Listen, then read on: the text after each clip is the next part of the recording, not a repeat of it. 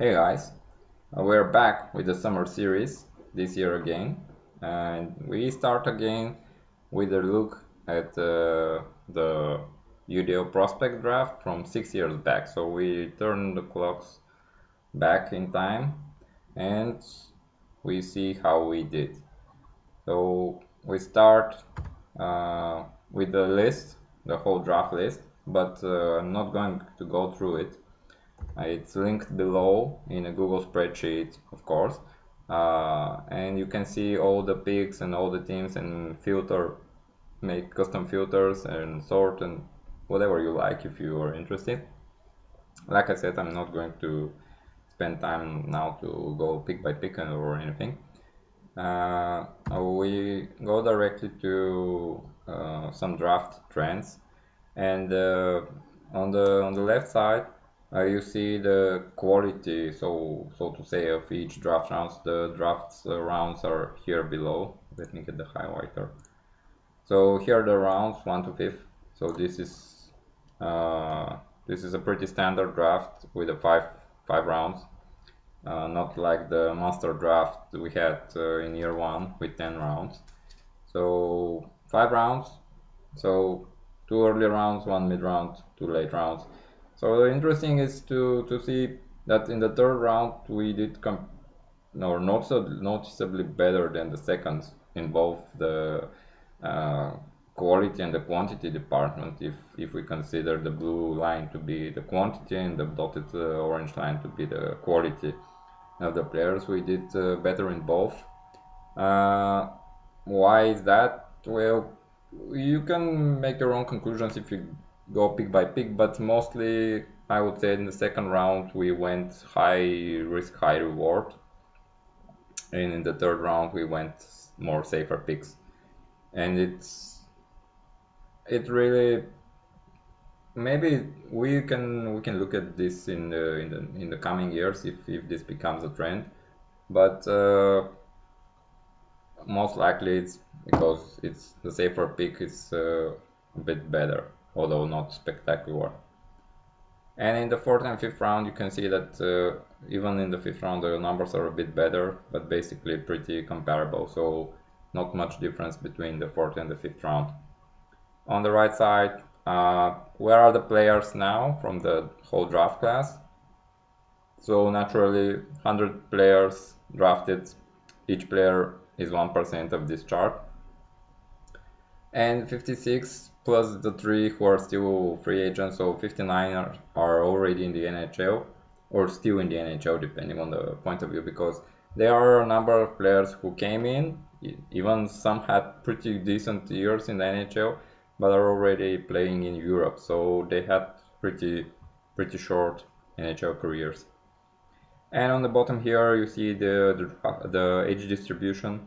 Naturally, the most are 18-year-olds, but compared to the NHL draft, ours is a bit more spread out in terms of age. But one third, close to one third, 18-year-olds, then another third, 19 and 20-year-olds, and then the rest. And you can see here the category that we removed from this season. There were 4 players out of that category drafted in 2013. So, sorry. So onto some top tens, like the top 10 best players of the draft class. Uh, I think there can be many debates here about placement, but I just put this together, and in my opinion, the top 4 are pretty much clear. I mean, these are the 4 best players, and then the next 4 form another group of 4 that are pretty close and are the next 4 best. And then from then on, it was pretty close, and if Ristolainen or Ranta were here, or Grubauer or Hellebuck, it was just a judgment call. But I wanted especially to give Ranta a shout out, since he has been such an excellent asset in fantasy, with one big asterisk, as long as he's healthy. So this is the major knock against him. And also, if you remember, the green here, the names in green mean that they still play for the franchise that drafted them. So McKinnon still plays for the Atlanta Flames, Gibson still plays for Chilliwack, and so on. Overall, I'd say here is the players are pretty well spread out.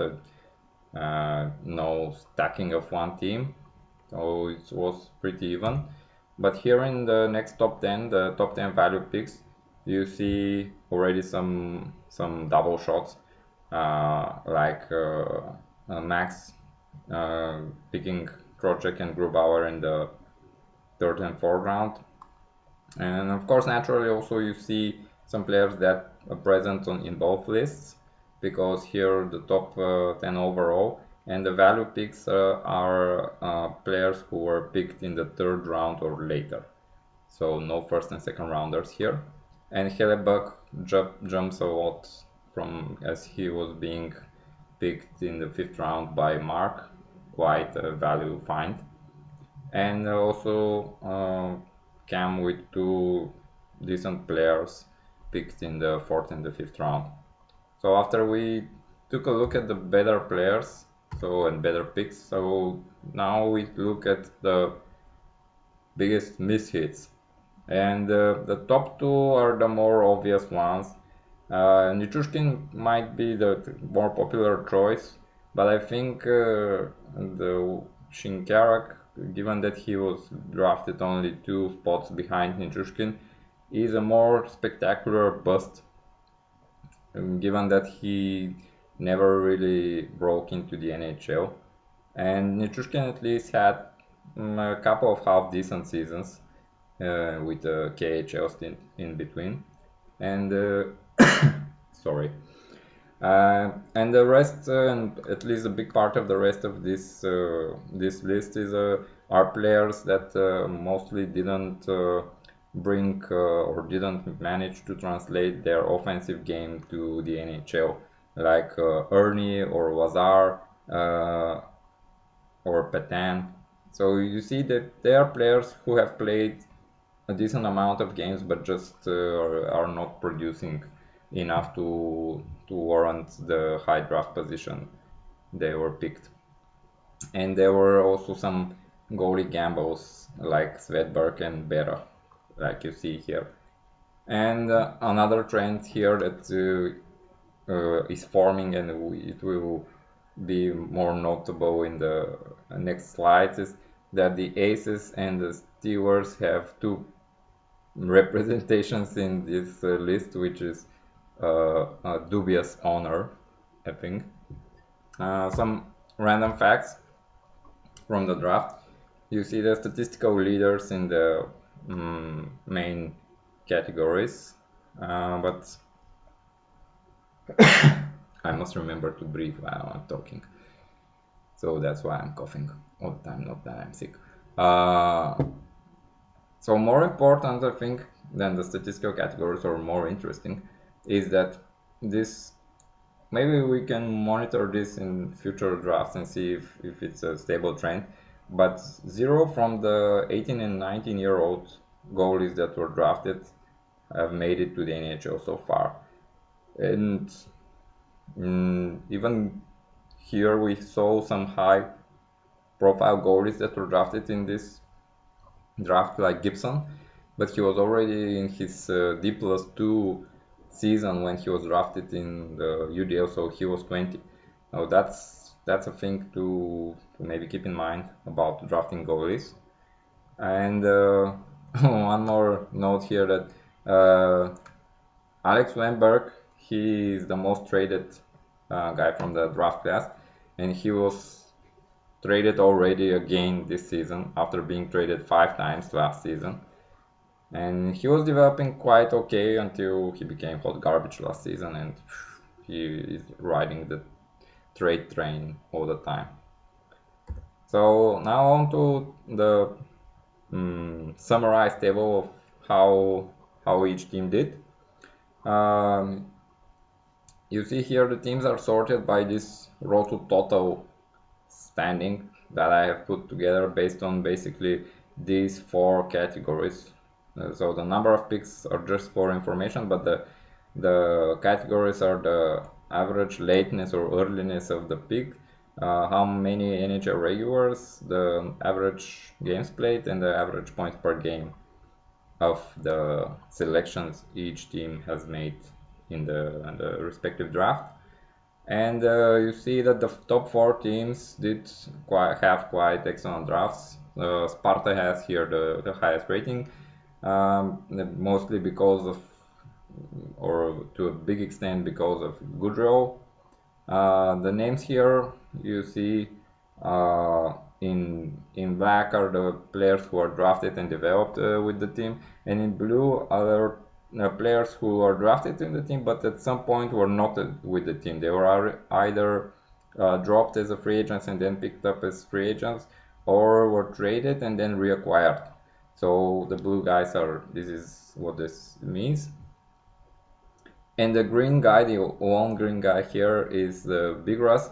Yeah, the case with him is that he's the only guy from the draft that is still with the drafting team and is still a farm player. So imagine what it is for him that he will be in his seventh development camp with the other Wanderers prospects. So he's like that Brooks guy from the Shawshank Redemption movie, institutionalized. So anyway, the teams on the other end of the spectrum are the Detroit, now the Hearst franchise, of course, Brooklyn and Sheffield. So with Detroit, you can say that they drafted very late. So that's one reason that they didn't manage to get a lot of quality. But Brooklyn and Sheffield really 6 picks and close to average uh, draft position, and not enough. Especially for my team, I can definitely tell that this was one awful draft. The one NHL regular that is shown here, it's Matt Irwin. So yeah.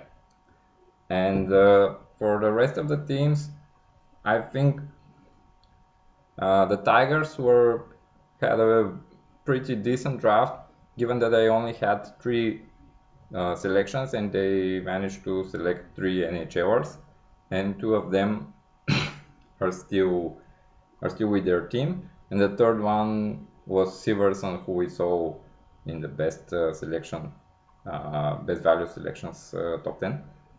And another notable thing is that the Ramparts, they had the most picks, but then they also managed to turn out the most NHL regulars out of these picks with 7, and still none of these 7 players is on the roster.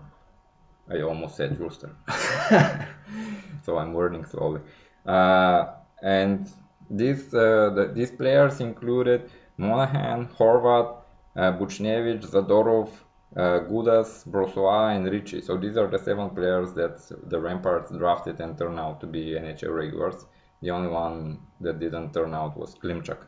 And I think Gudas was the last one being traded away, I think a couple of weeks ago. So yeah, not a lot of loyalty shown by the already multiple Ramparts GMs.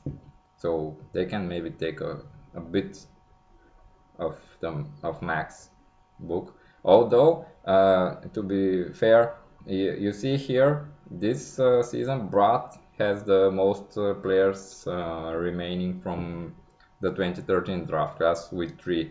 So he has some really uh, darlings, especially Pollock. I think he has some kind of man crush on him.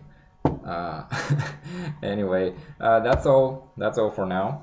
Plan is to have maybe 1 or 2 more videos.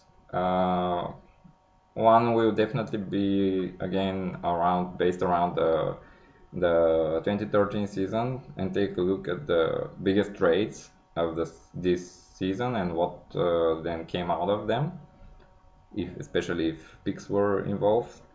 And maybe another one, but some kind of season preview for each team and each division I plan to do after the auction, like we discussed in the chat. So thanks again, guys, and see you around.